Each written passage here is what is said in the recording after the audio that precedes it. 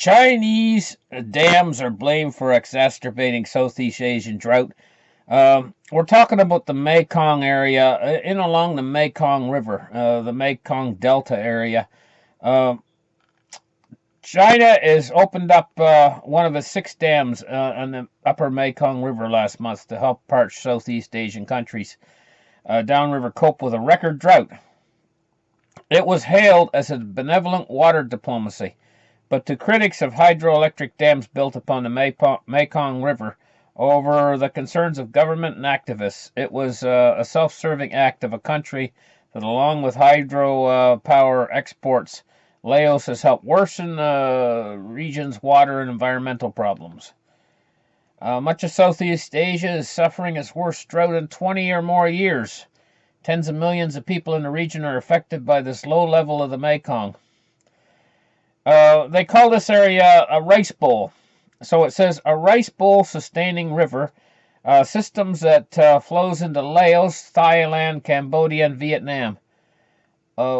Fresh water is running short for hundreds of thousands of people in Vietnam and Cambodia, and reduced water for irrigation has hurt agriculture, particularly rice growing in Thailand, where land under cultivation is being cut significantly this year.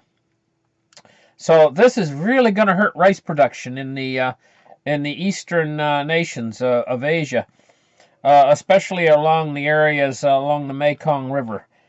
This is a huge drought that's occurring. This is a cultivation area. This is a breadbasket. Actually, not bread. It actually produces rice, but they're both carbohydrates. So it's like if you don't have one carbohydrate to eat, you have to switch to another. If you don't have corn to eat, you would have to eat rice. If you don't have rice to eat, you would have to eat wheat. And so this is hitting one of the food baskets. So they're pointing toward El Nino. El Nino, that's ELNINO, as a climate phenomenon, which produces drier and hotter than usual weather globally.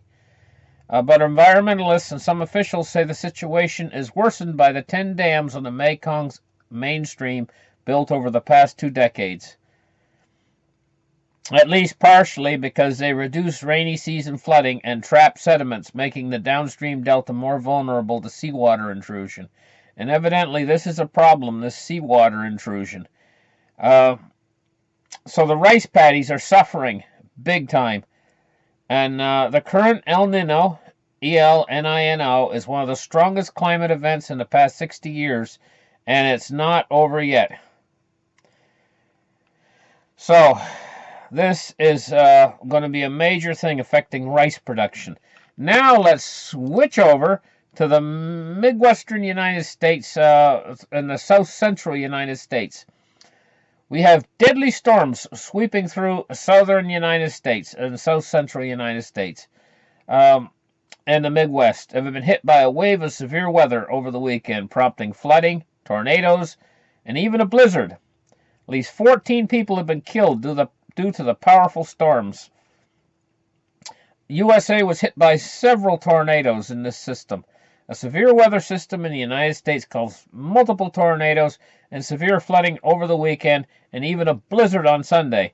At least 14 people, including several children, have died due to the storm front so far. The death toll is likely to rise as residents and rescue workers continue to sift through the debris. 4 tornadoes tore through central Texas on Saturday, the National Weather Service has said, adding that it found evidence that one of the twisters was possibly on the ground for 50 whole miles. And here's pictures of the destruction. Also, what this has done, if I pull down here, our crops are ruined in a rare blizzard. The same storm front also caused a rare blizzard that hit parts of western Kansas and Oklahoma on Sunday. Local farmers in the area posted videos on Twitter of the howling winds, many worried about damage to wheat crops. And so, yes, this is going to cause damage to the wheat crop. So we've got the rice crop getting hit in Southeast Asia, and now we've got the wheat crop getting hit in America. America's a breadbasket. And so 2 bread baskets getting hit really hard on carbohydrates that people need for their diet. Could this be a sign of things to come? Stay tuned for more. We're going to keep you up to date on all of these breaking stories as they're occurring. Thank you very much for listening. Like and subscribe, and we will catch you in the next video. Bye for now.